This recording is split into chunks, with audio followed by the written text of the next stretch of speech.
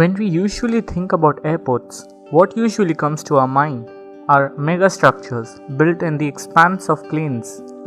However, that isn't the case here.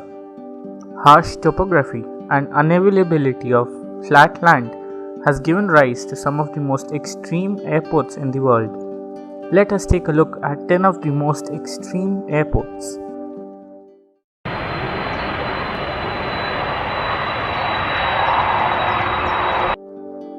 While this runway isn't particularly hard to land at, an interesting design feature makes it incredibly dangerous.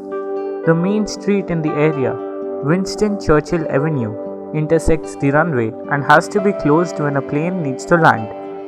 Although there's a spotlight on the road telling the cars to stop, there have been a number of close calls in the airport's history.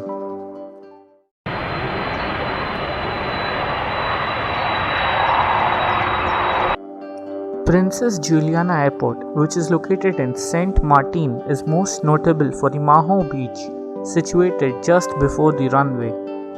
This placement often results in large and loud gusts of wind and sand to those enjoying the crystal blue water.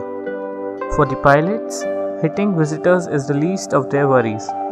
The runway is just over 2,000 meters long, which is very short considering the large aircraft that land here require more than 2,500 meters to ensure a safe landing. Princess Juliana International Airport was initially built for smaller airplanes, but the booming tourist industry has resulted in A340s and 747s regularly flying here.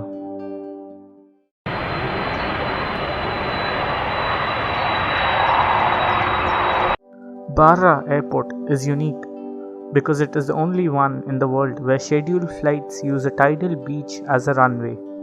When the tide comes in at Barra, the runway disappears, forcing flights to be scheduled around the movement of the ocean. The beach is set out with 3 runways in a triangle, marked by permanent wooden poles at their ends.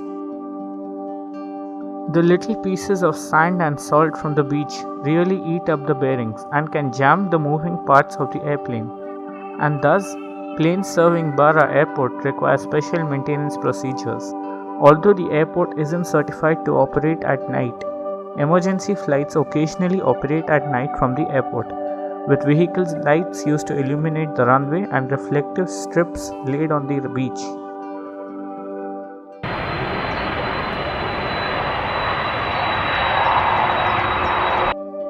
It is often said that Lukla is the gateway to Everest, and so Lukla is the place where most people start their climb to Mount Everest base camp.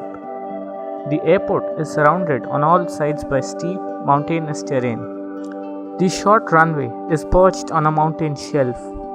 Unfortunately for pilots landing at Lukla, the airport runway is extremely short, at just about 520 meters long. To make matters worse, there are no go-around procedures. The mountainous terrain doesn't allow for any go-arounds. Once an aircraft starts an approach, it must touch down.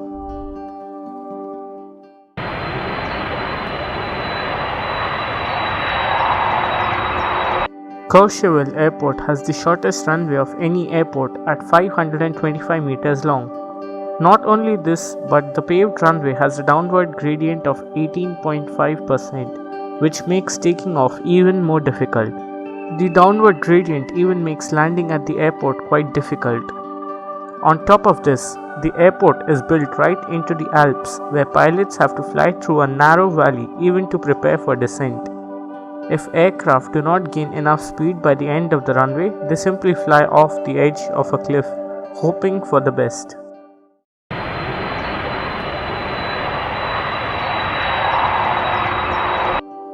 As you may be noticing, airports in mountains become very hard to land at due to the variant terrain and often short approaches.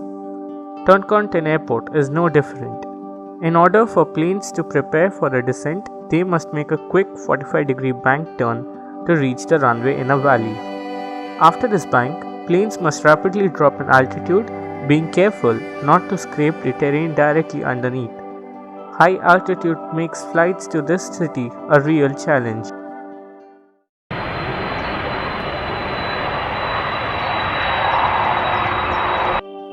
Not many people travel to Antarctica, which means that the airport infrastructure there is significantly lacking. This runway isn't particularly short, but it is made of slick ice which can cause planes to run askew if landing isn't perfect.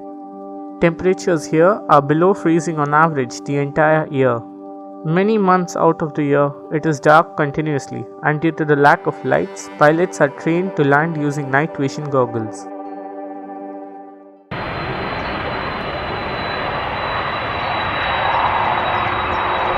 Paro International Airport is surrounded by 5,500-meter high peaks, with a runway only about 2,000 meters long. This airport in Bhutan allows only 17 qualified pilots to land at this runway.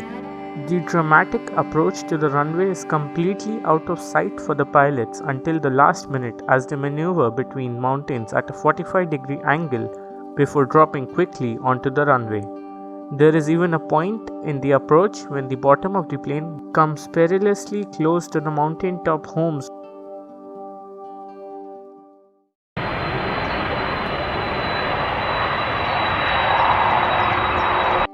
Madeira Airport is one of the few in the world where engineers built a runway platform in order to expand. The landing strip sits between steep cliffs and the shores of the ocean. Pilots simply don't have enough room to land. When the expansion project was planned, designers saw that the only option was to build a series of platforms on an artificial island extending from the current runway. Apart from this, the airport also suffers from severe crosswinds, which add to the difficulty of landing here.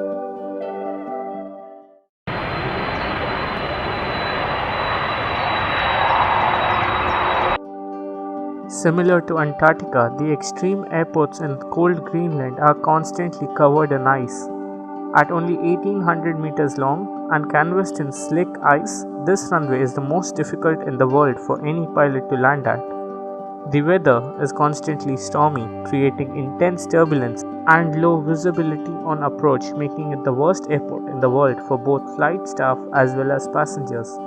Sheer winds affect planes, which coupled with the icy runway, can direct them off course. The nearby active volcano also commonly erupts, sending ash into the clouds, which can stall and destroy engines. Thanks for watching, and be sure to subscribe to this channel. Also, check out the other videos on the channel.